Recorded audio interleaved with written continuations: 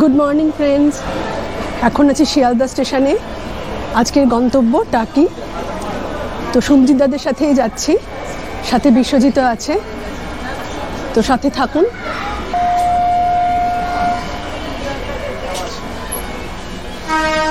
এখন আমাদের food packet distribution হচ্ছে শর্মিষ্ঠা দি।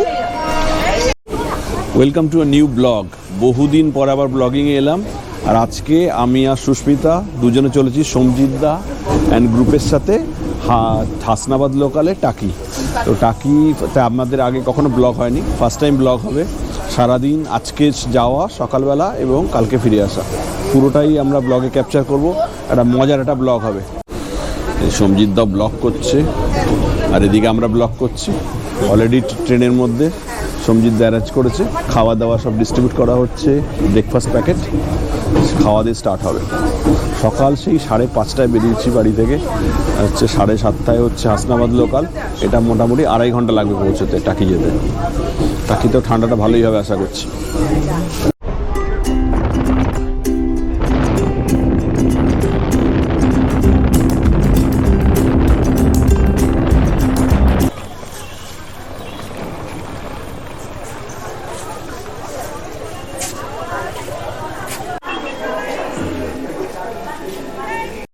টাকিতে এসে কিন্তু একটা ফ্রেশ লাগছে, একদম ঠান্ডাটা জমাটি ঠান্ডা পড়েছে, আর সাথে একদম ফ্রেশ হাওয়া। খুব ভালো লাগছে বহুদিন পর বেরিয়ে। লাইন টাকিতে এসে কোথায় কোথায় যাওয়া যায় তার একটা ডিটেলস এই স্টেশন থেকে বেরোলেই দেওয়া আছে। এখানে 1100 টাকাতে টাকি স্টেশন থেকে টোটো নিয়ে আমরা প্রথমেই এলাম কুলেশ্বরী কালীবাড়িতে। আনুমানিক 400 বছর আগে এই মন্দিরটি প্রতিষ্ঠা হয়। বাংলার যে 12 ভূঁইয়া ছিলেন প্রতাপাদিত্য, যিনি এবার যশোরের অধিপতিও ছিলেন, তার আমলে এই মন্দিরটি প্রতিষ্ঠা হয়। আমাদের গ্রুপের সদস্যদের ফটো সেশন। আমরা এখন এসেছি যেখানে বিসর্জন সিনেমার শুটিং হয়েছিল, সেই জায়গাটা, সেই বাড়িটা দেখতে।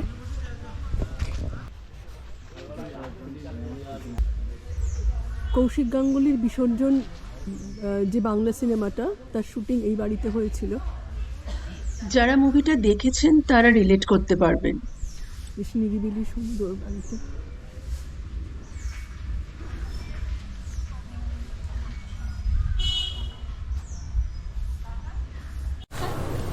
আমরা এসে পৌঁছালাম টাকি রাজবাড়িতে।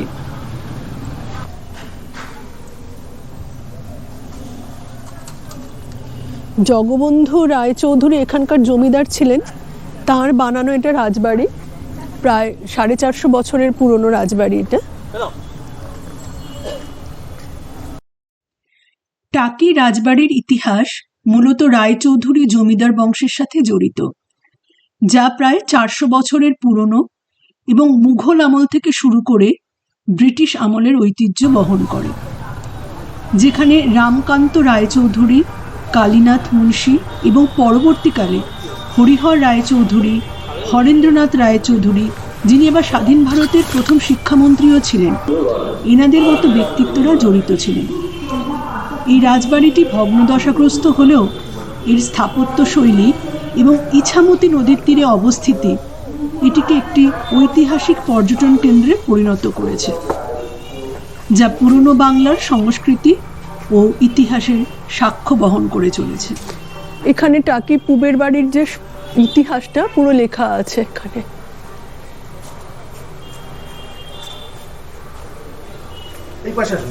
এটা মায়ের পবিত্র চণ্ডী ঘর। আচ্ছা, এইখানে হচ্ছে দেখুন দুটো খাড়া রাখা আছে। হ্যাঁ, এই দুটো বলির খাড়া। এখানে মোষ বলি হতো এবং 108টা করে হচ্ছে কি যে মানে পাঁঠা বলি দেওয়া হতো। এই দুটো খাড়া, সেই দুটো মানে এখানের পুজো হচ্ছে 306 বছরের পুজো। 306 বছর ধরে পুজো হচ্ছে। এটা হচ্ছে চণ্ডীর ঘর। এই চণ্ডীর ঘরে পুজো করে তবেই হচ্ছে কি যে দুর্গা পুজো হয়।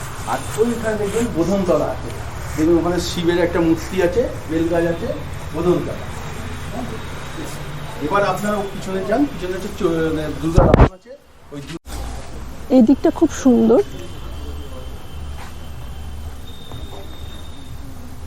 এটি পুবের বাড়ি নামেও পরিচিত, রাজবাড়ির দালান, ঠাকুর দালান, সংলগ্ন পুকুর এবং দুর্গাপূজা এখানকার অন্যতম আকর্ষণ, যা ব্রিটিশ আমলের জমিদারি সংস্কৃতির পরিচয় দেয়। কালের নিয়মে বাড়িটি ভগ্নপ্রায় হলেও দুর্গাপূজা উপলক্ষে এর জৌলুস ফিরে আসে এবং এটি পর্যটকদের কাছে এক আকর্ষণীয় স্থান।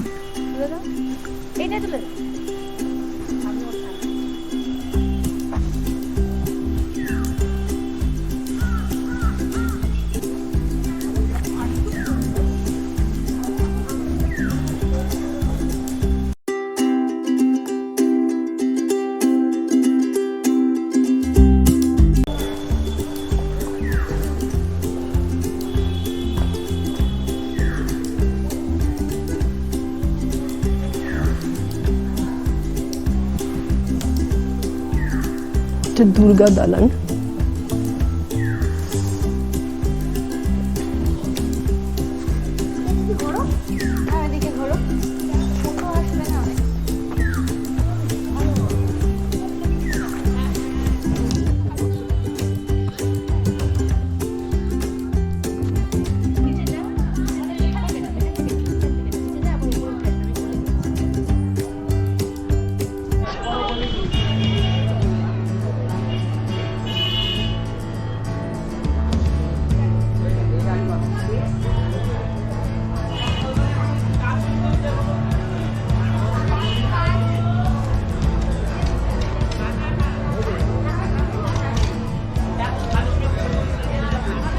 এসে আমরা আগে এই হোটেলটায় চেক ইন করলাম, দিশা দ্য রিভার সাইড হোটেল।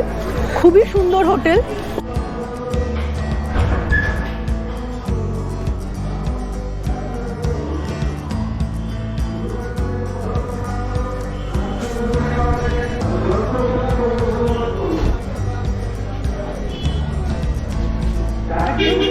নদীর গায়ে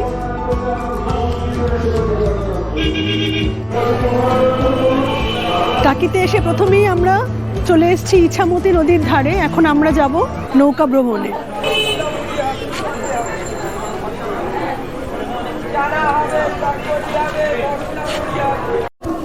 স্নান টান করে নিলাম, এখনো চলে এসেছি ইছামতি নদীর ধারে। এই প্রচুর বোট, সবকটার মধ্যে কিন্তু প্রায় ইন্ডিয়ার ফ্ল্যাগ লাগানো আছে, তার মানে এটা কিন্তু একদম বাংলাদেশ বর্ডারের কাছে যায়।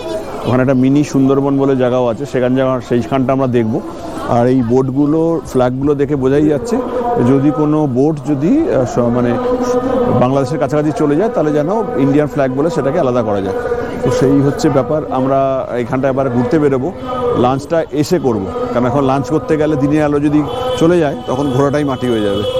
তো সেই জন্যই এখন আমরা বেরিয়ে পড়েছি, সুস্মিতার আমি দুজনে। বাকি টিমের সাথে জয়েন করি, তারপর আবার বেরিয়ে পড়ি সাইট সিইংগুলোতে। এই এখন যাচ্ছি নৌকায় ওঠার জন্য। আমরা এখান দিয়ে যেতে হবে। এই জায়গাটা একটু সাবধানে যাওয়া দরকার। ব্যাস। গুড মর্নিং করে ঘুমিয়ে পড়া ভালো কথা। তুমি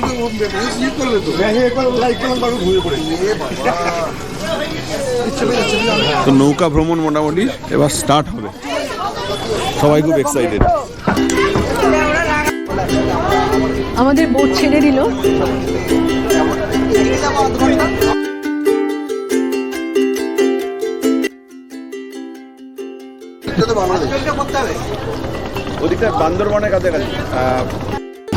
আমরা রাজবাড়ির ঘাট থেকে নৌকা ভ্রমণে বেরোলাম।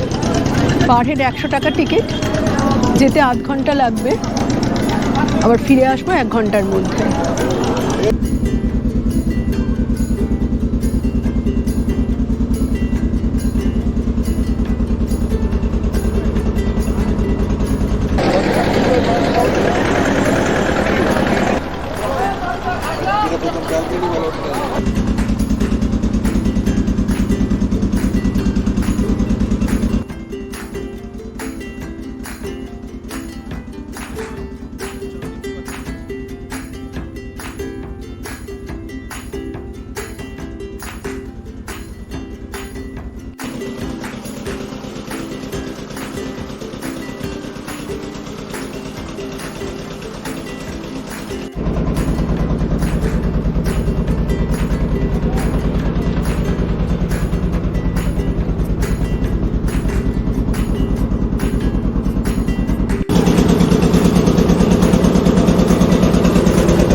আমরা কিন্তু এখন যাচ্ছি ভারত বাংলাদেশ বর্ডারের কাছাকাছি, খুব কাছাকাছি যাব। সেই জন্যে কিন্তু বোটটাকে আমরা গোটাটাকে ভাড়া নিয়েছি, আমরা যে কজন মিলে এসেছি। দেখবো বাংলাদেশের যদি ওই প্রান্তরে দেখানো যায়।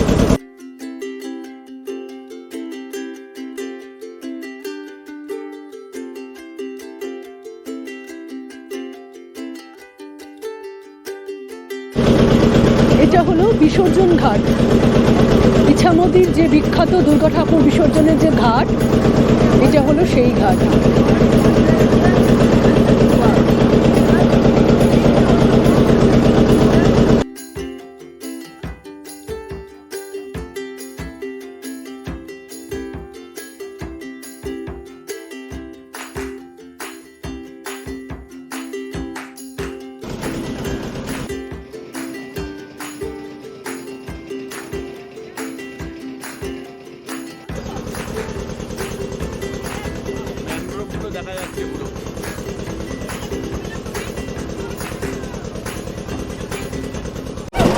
এইবার আমরা চলে এসেছি কিন্তু একদম বাংলাদেশ বর্ডারের কাছে।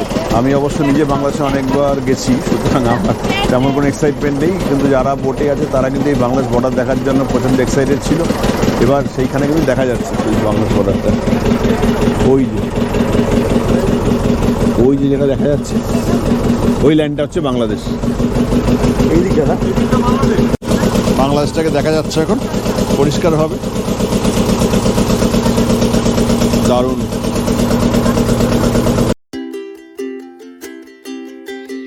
ইছামতির বুকে নৌকার ছায়া, শান্ত জলে রোদেরা গান গায়, গাছের ফাঁকে হাওয়ার মর্মর, প্রকৃতির রূপে মন হারায়।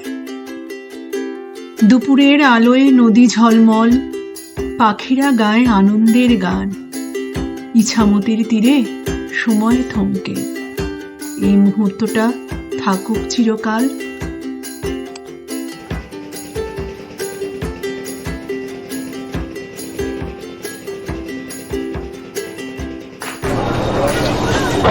আমাদের বোট জার্নি শেষ হয়ে গেল, এই আমরা আবার পাড়ে চলে এসেছি।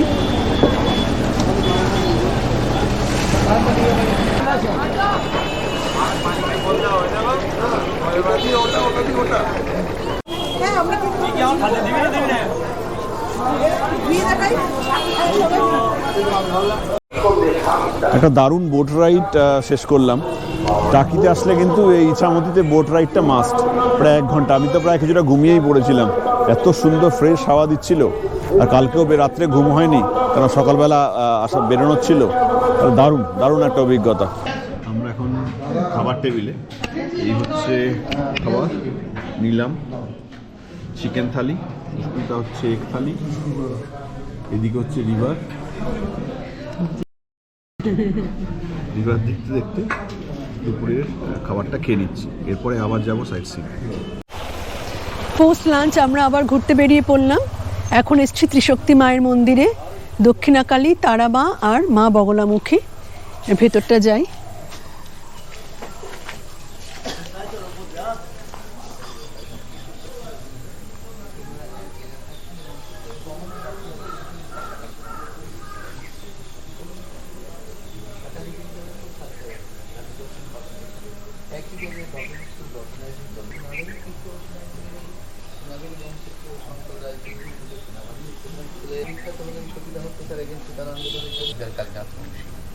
এই জমিদারদের কুলদেবী হলেন মা কুলেশ্বরী। কুলেশ্বরী কালীবাড়ি আছে ওপাশে, 400 বছরের পুরনো। ওখানে তন্ত্র সাধনা করতেন তন্ত্র সাধক সর্বানন্দগিরি মহারাজ। তিনি 11 বছর আগে এই মন্দিরটা তৈরি করেন, কারণ ওখানে লোক সমাগম বেশি হতো, তার তন্ত্র সাধনায় বিঘ্ন ঘটত। মেনলি তন্ত্র সাধনার জন্য এই মন্দিরটা তৈরি করা। 2 বছর তন্ত্র সাধনা করে 9 বছর দেহ রাখেন। ত্রিশক্তি মায়ের মন্দির থেকে বেরিয়ে পড়লাম। এখন আমরা যাচ্ছি গোলপাতার জঙ্গলে। মন্দিরের পুরোহিত যে এত সুন্দর বলছিলেন যে ওখান থেকে নড়তে ইচ্ছে করছিল না, আর একটু কিছুক্ষণ থাকতে ইচ্ছে করছিল, কিন্তু যেহেতু আমাদের টাইম কনস্ট্রেন্ট আছে, গোলপাতার জঙ্গল বন্ধ হয়ে যাবে, তাই বেরিয়ে পড়তে হলো। এখন 8 ঘন্টার পথ টোটোতে, তারপরে গিয়ে পৌঁছবো গোলপাতার জঙ্গলে।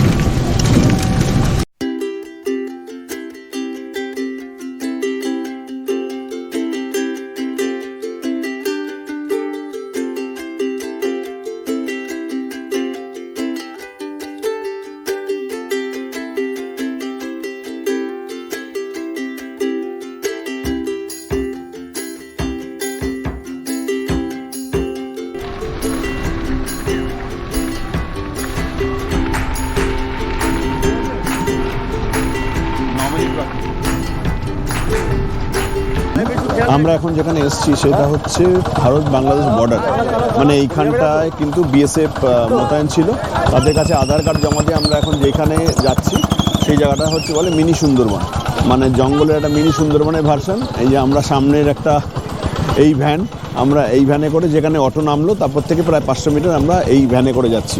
দেখা যাক মিনি সুন্দরবনে কি আছে।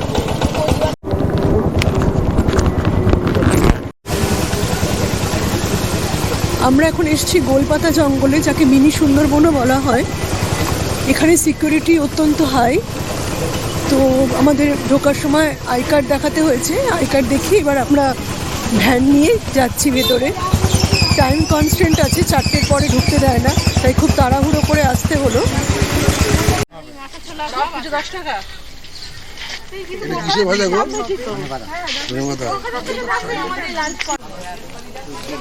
গোলপাতার জঙ্গলের দিকে যাচ্ছি আমরা এখন। টোটো করে এলাম, এসে এখন হাঁটা পথে চলেছি। জঙ্গল করেছে এই হ্যাঁ,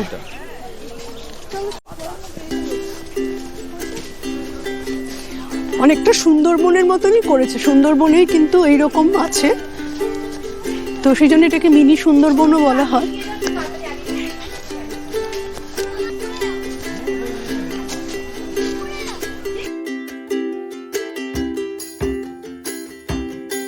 ইছামতি নদীর তীরে অবস্থিত গোলপাতা জঙ্গল একটি জনপ্রিয় পর্যটন কেন্দ্র, যা তার ঘন ম্যানগ্রোভ অরণ্য এবং শান্ত পরিবেশের জন্য মিনি সুন্দরবন নামেও পরিচিত।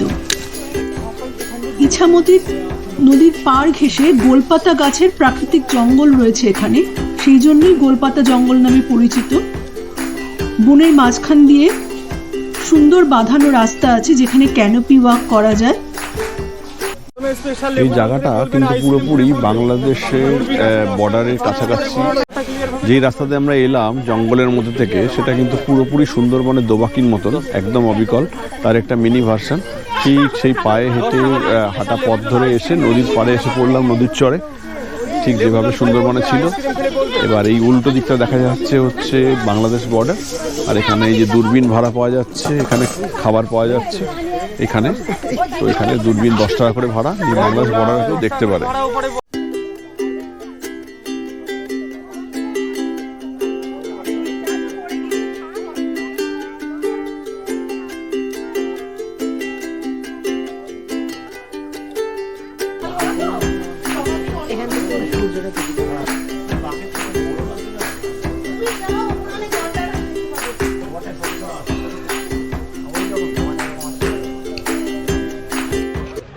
পুরো রস পড়ছে উপর থেকে, খেজুরের রস।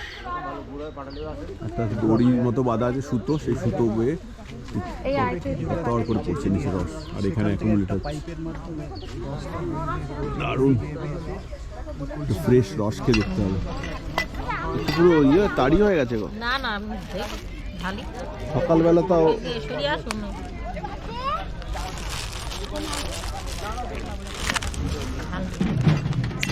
গাড়ি যা ফটো করতে রস কমে যাবে। ও গোপালে মা, ও ফটো করতে রস কমে যাবে।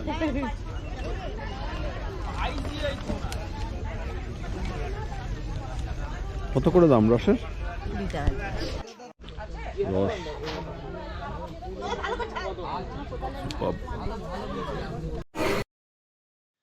আমরা এসে পৌঁছালাম টাকির জোড়া শিব মন্দিরে। এটি প্রায় 300 বছরের পুরনো এবং এখানে 2টি শিব মন্দির পাশাপাশি অবস্থিত, যার জন্য একে জোড়া শিব মন্দির বলা হয়। টাকি অঞ্চলে সমৃদ্ধির সূচনা জমিদারি আমল থেকেই। টাকিতে জমিদারি প্রতিষ্ঠার মূল রূপকার ছিলেন জমিদার রমাকান্ত রায়চৌধুরী। তিনি গভর্নর জেনারেল ওয়ারেন হেস্টিংসের প্রধান সচিব ছিলেন এবং তার সময় থেকে রায়চৌধুরী পরিবারের বিস্ময়কর উন্নতির সূচনা হয়। কথিত আছে, টাকির জমিদার রমাকান্তের ছেলে শ্রীনাথ 1801 সালের বন্যায় ক্ষতিগ্রস্ত হয়ে তার গুরু হরিরাম বিদ্যাবাগীশের গৃহ পুনর্নির্মাণের সময় তিনি তার প্রদত্ত শিবলিঙ্গকে টাকিতে নিয়ে আসেন এবং গুরুর প্রতি শ্রদ্ধা জানাতে দক্ষিণ বাড়ির খাস জমির ওপর নির্মাণ করেন জোড়া শিবের মন্দির এবং তার সামনে একটি বৃহৎ পুষ্করিণী খনন করেন। সেখানে এখনো স্বমহিমায় পালিত হচ্ছে টাকি মুখার্জি পরিবারের দুর্গার আরাধনা।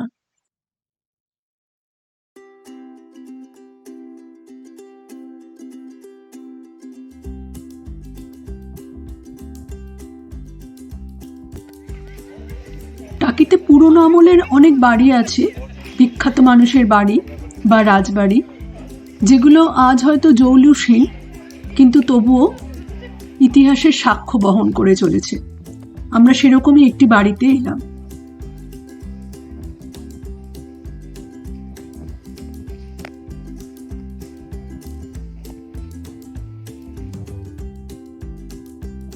আজকের মতো বেড়ানো শেষ, এখন হোটেলে ফেরার পালা।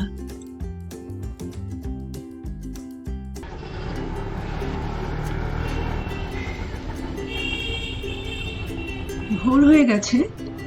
হোটেলের ব্যালকনির জানলা থেকে কুয়াশা মাখা ইছামতি নদীটা দেখতে ভারী মনোরম লাগছে। একটা দুটো নৌকা চলছে, আর বাকি সব নৌকা সার বেঁধে পাড়ে দাঁড় করানো। অপূর্ব সুন্দর এক দৃশ্য।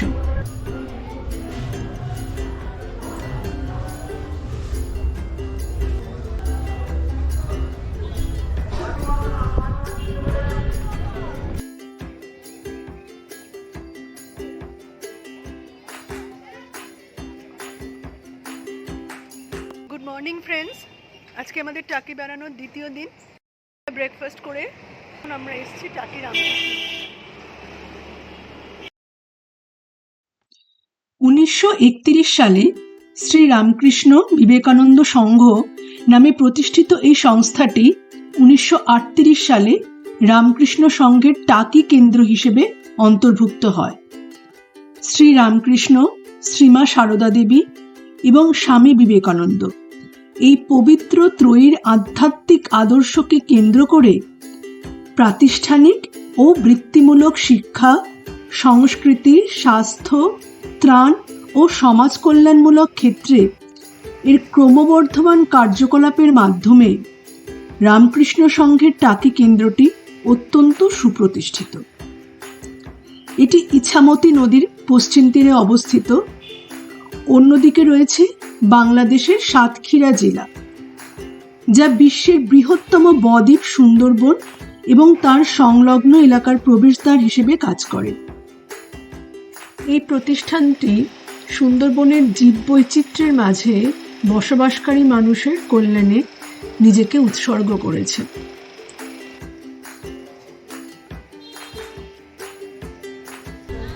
আমাদের টাকি ভ্রমণ শেষ, এবার আমাদের বাড়ি ফেরার পালা। চলে এসেছি হাসনাবাদ স্টেশনে। ব্লগটা সবার কেমন লাগলো কমেন্ট সেকশনে লিখে জানাবেন। ভালো লাগলে লাইক করবেন, শেয়ার করবেন এবং চ্যানেলটা সাবস্ক্রাইব করবেন। পাশে রাখা বেল আইকনটা প্রেস করবেন। তো আজকের মতো বিদায় নিচ্ছি, ভালো থাকবেন।